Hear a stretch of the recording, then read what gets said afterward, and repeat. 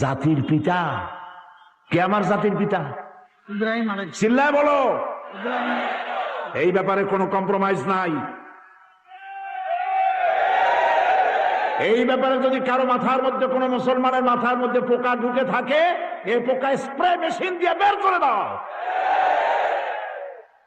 জাতির পিতা ইব্রাহিম আলাইহিস সালাম, কি মর্যাদা! তিনি সুপারিশ করবেন, আল্লাহ বলবেন সুপারিশ মঞ্জুর হবে না।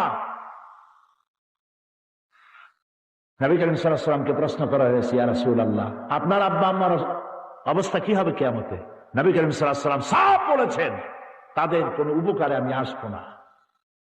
নবী করিম সাল্লাল্লাহু আলাইহি ওয়াসাল্লামের মতো সন্তান যে মা পেটে ধরেছেন, যে পিতা জন্ম দিয়েছেন, তাদের ব্যাপারে তিনি যদি উপকারে না আসেন, তাহলে কোন পীর সাহেব আপনাকে সুপারিশ করবে?